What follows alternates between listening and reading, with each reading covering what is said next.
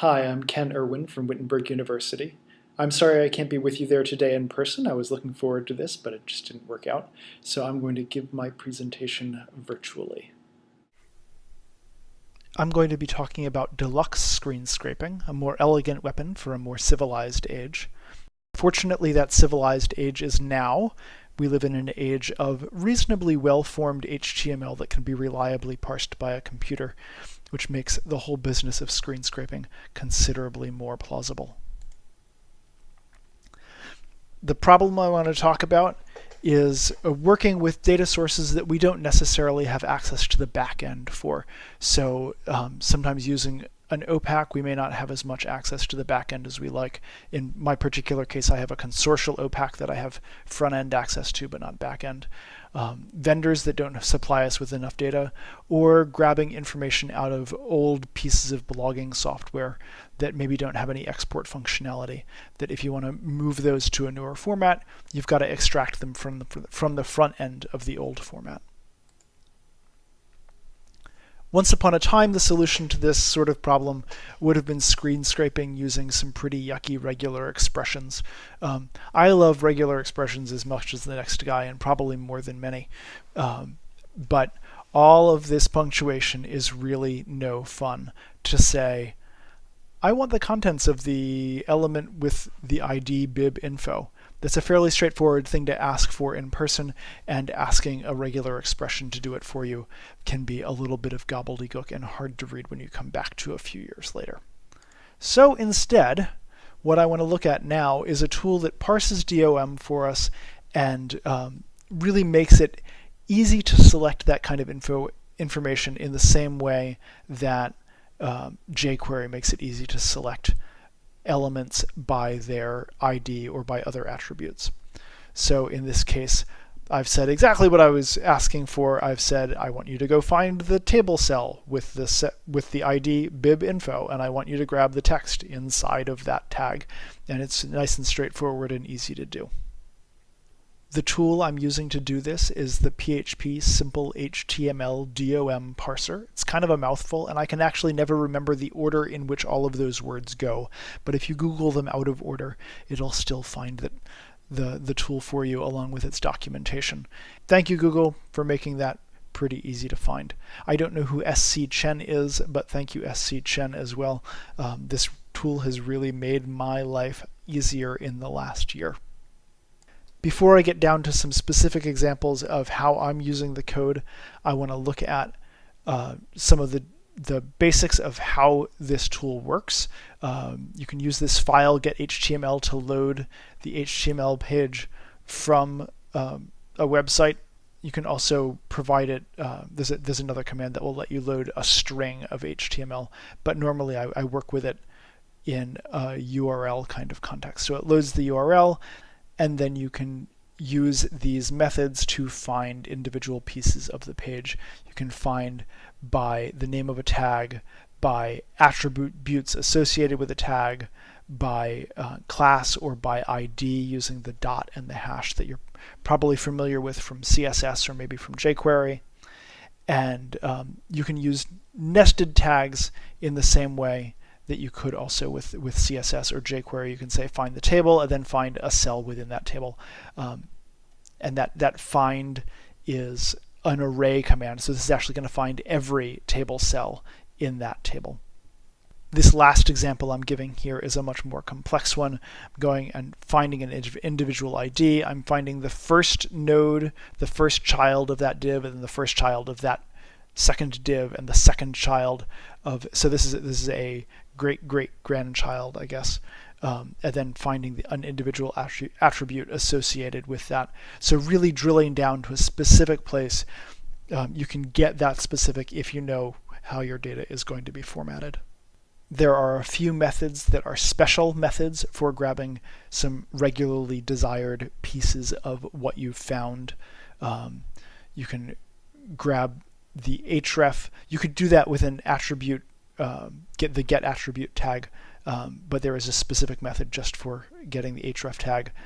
The outer text of an element is going to be the tag that you've just found, including the tag itself, as opposed to the inner text, which is everything inside of that tag.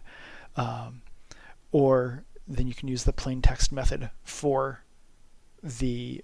just the text content, none of the HTML at all, or the tag method to find just what is the type of tag I've just found here. So all of those can be pretty useful. So my first example has to do with some data I got recently from a vendor. We bought a whole mess of journals from them, and they only gave us titles and ISSNs. They didn't give us URLs, they didn't give us start and end dates, all of those sorts of things that catalogers like to have. So they gave us an Excel document just with that journal name and ISSN. And despite the fact that all of these journals have fairly straightforward looking English names, they're all Chinese journals in Chinese. And so the Chinese journal names are also missing from this list. So we have this list, and we have the website, which will allow us to search by ISSN, fortunately. And using those two things together, we can take our list of ISSNs and our search query and build URLs that will go search for those individual journals. And so that's what I'm doing on this page. I've done a search for an ISSN. It finds the one answer, and I've used Firebug to explore our HTML and figure out how it is that we need to break apart this page in order to parse the DOM. So I've got the content is all listed up here, and you can see that what we're looking for is the value of this href tag. We want to know what the URL for the journal is. And to get to where that href is, we need to find the tag it's in. It's inside an a tag, inside a div, inside a div with the class jbrowse. And so I'm using the find selector to find the array of the list of places in which that occurs. So it finds the jbrowse div A, and it brings back an array that we're going to call element. And so you can see that using that element, we can grab its href attribute, and now we have the URL. This prefix is going to be the absolute path because the href is bringing back it's a root relative path, and so my prefix was some predefined variable that will let me glue those together.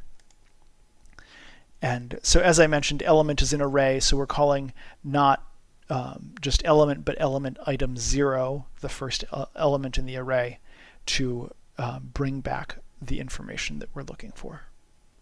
So we have the URL of the page we want. We're still missing some other information, and so we're going to start grabbing that. The first thing we want are the years of publication that we have access to, and so we're going to take advantage of the fact that that find method returns an array.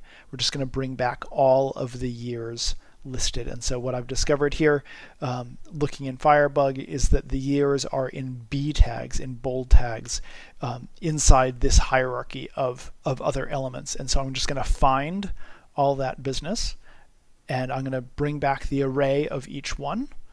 And now I can look for the first and last years available. The other information I want here is the Chinese journal title. And so this page has the journal title on it. And you can see I'm using the inner text tag here. So I go and I find the element with the class D title. And that is going to be the title that I'm looking for.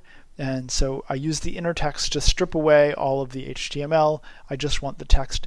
And fortunately, that text also includes the Chinese version of the title. And so I can parse that. I can just get rid of my parentheses. And now I've got my title, my Chinese title, my start and end dates, and my URL. I have all that information that I normally would have gotten from any other sort of helpful and compliant vendor, only this one wasn't. And so now we've got it despite their reluctance. The second example I want to show you is a little less complex, but it will show a few other things we can do with this tool. I'm doing a weeding project right now, and I'm trying to make sure that I don't weed out any books that are the last copy of a book in our consortium. So here's an example of our consortial catalog where this book is available with lots and lots of copies. I really don't have to worry about whether or not I'm reading this from a consortial perspective. I might say, hey, there's an awful lot of copies of this book. Maybe it's a good book and we should have it. That's a collection kind of decision, and I'm not going to ask a computer to make those decisions for me. But I do want to make sure that I don't spend too much time considering books in this situation where I've got the last copy and probably the only ever copy of this book in our consortium. I want to make sure that I don't weed that one. And so I've been using this to take the big stack of books I'm thinking about weeding and running a script against the catalog to just count up how many copies are available in the system. And so here's what I've done. I've done this find command on the table of holdings. And so for each line, each TR, each table row, I'm checking two different parts of the line. And so here I'm going to be using some of the additional arguments I can use with the find command. I can say I want the 0th element, the first element in the table is the location, and the 4th or 5th, depending on whether you count as zeros or ones, element tells us whether or not the item is available or whether it has some other status. And so between these two, I can parse for making sure that I'm not counting my own library's copy as an available copy, and checking whether a copy is available, or maybe it's listed as local circulation only, so it isn't available through the consortium. So this I can use to put together a pretty clear picture of how rare or unique the item is in our consortium. And so I can break that table apart using those individual elements by adding an argument to our find command. And so that's another way that this DOM parser can be pretty handy. So I've talked about some of the ways that this is a lovely, lovely tool indeed. Two things to note about it. One, it is a bit of a memory hog. There is a function that you can use periodically to clear the memory that it is hogging, and you'll want to look at that in the documentation if you want to use a tool like this. It's come up a few times, but it is on the whole a pretty handy tool. Also, the documentation is a little on the limited side. People who are experienced looking at object-oriented code will probably not have too very much trouble, but if that's kind of new territory for you, sometimes the documentation is a little thin and you could wish for a little bit more.